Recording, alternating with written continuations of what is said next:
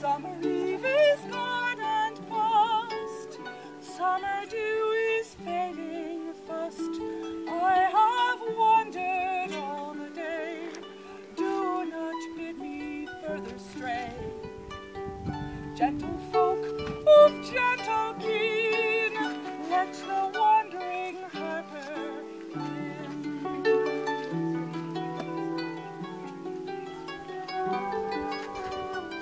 Bid me not in battlefield buckler lift or broadsword wield. All my strength and all my art is to touch the gentle heart. With the wizard notes that ring from the peaceful minstrel string.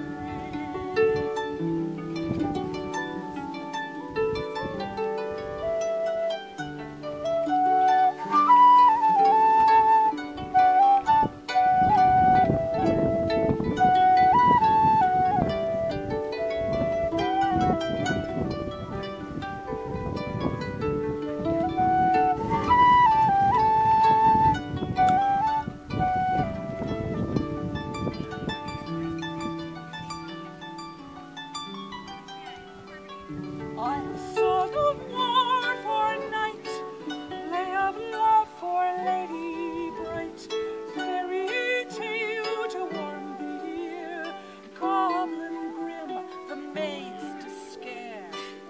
Dark the night, but long till day, do not bid me further stray.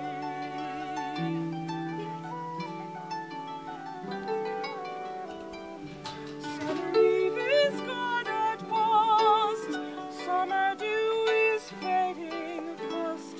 I have wandered all the day, do not bid me further stray.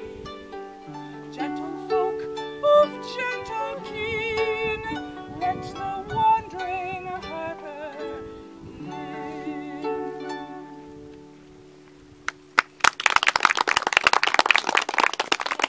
And now a story for your ears from the ancient manuscripts of the Irish.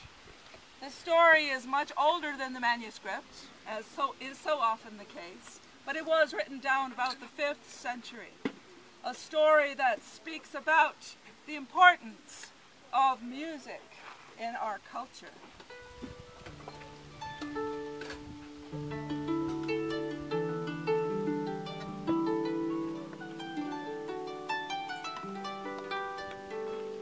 Many long ages ago, when the sky was more blue, the grass more green, and the water more clear than it is today, the Tuatha came to Ireland. They came from the east, and their people were the most wonderful Ireland had ever seen. Their warriors were the bravest, their sages were the wisest, the people the most beautiful ever seen. But the bravest, the wisest, and the most beautiful of them all was their leader, who they called the Dagda. And the Dagda had many wonderful treasures in his house. He had tall tapestries twined with scenes of heroes hunting, and great golden goblets set with glittering gems. But his most prized possession, the thing dearest to his heart, was his harp. And the Dagda would play his harp for the people. Sometimes he played the gantry, the music of dance and celebration. And just as the Dagda's fingers would dance across the strings of the harp, so the people would dance and be merry.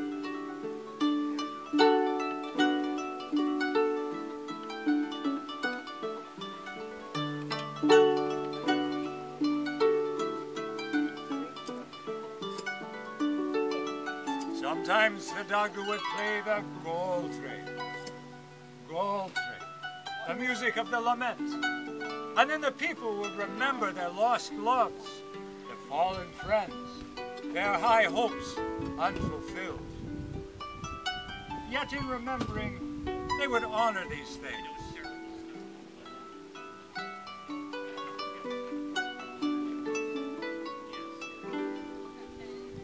Then the Dogger would play the swan trade. Swan trade, the music of sleep and healing. And then the people would sleep peaceful sleep, dream beautiful dreams, and forget their sorrows.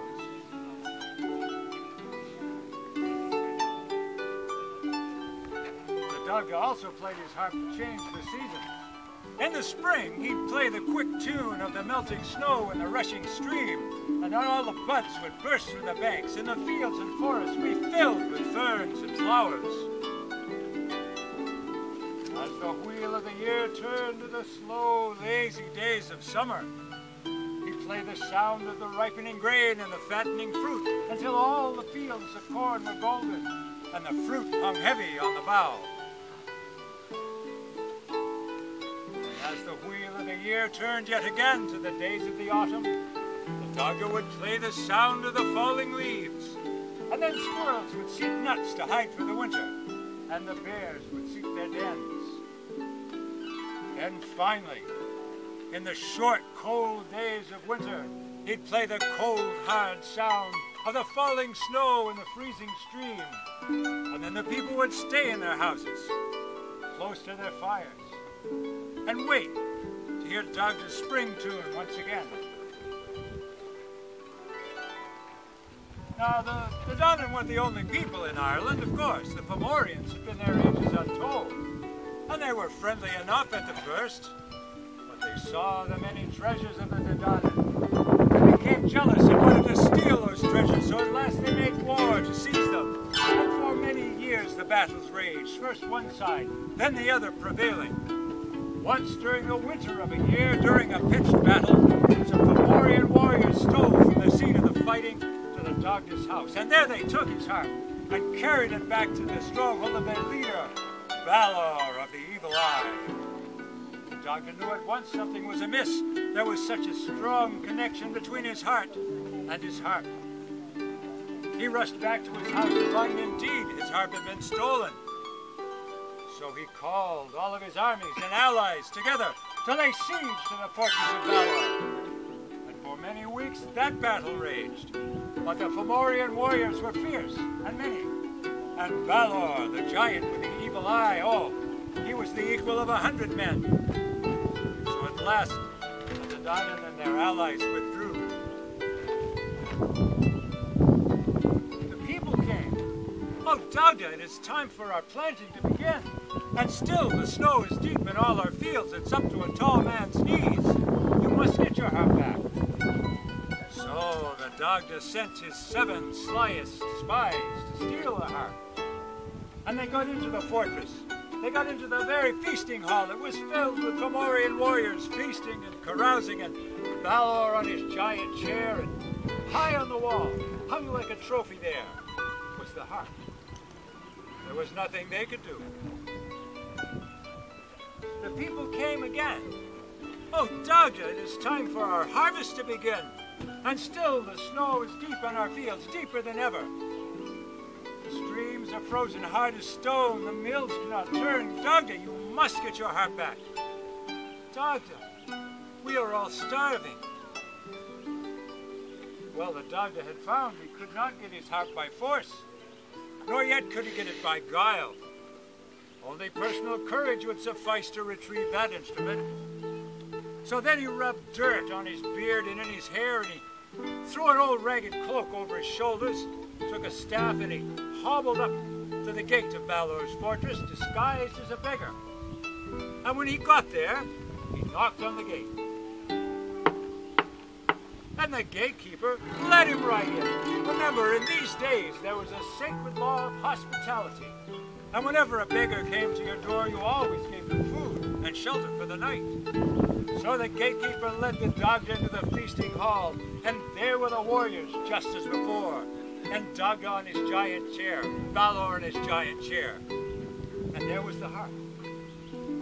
And in his heart, he called to the harp, and it began to dance on its peg until at last it flew from the wall with a thrust the fire into his arms. The Fomorian warriors leapt to their feet. They seized their weapons to attack the dog-devil. He started to play the gantre. The warriors began to dance. They couldn't help themselves. And they danced so hard and fast they couldn't hold their weapons. They dropped them to the floor with a great clatter. And as the dogga continued to play the merry strains of the gantre, the warriors began to laugh. And they laughed so hard, they themselves fell on the floor. They kicked their feet in the air with mirth. They laughed until their tummies hurt. When they'd been laughing a good long time, they played the gold tree.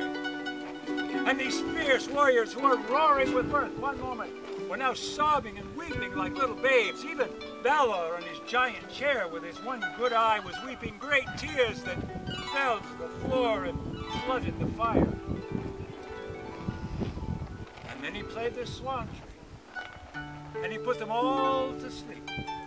Then he carried his harp out of that place to a high hill, and once there, he played the song of the south wind to call the springtime once again to Ireland. O south wind of the gentle rain, you banish me to bring salmon back to the pools again, the bees of all heaven. If northward now you mean to go, as softly rustle above me, Godspeed be with you as you go, and a kiss for those who love me.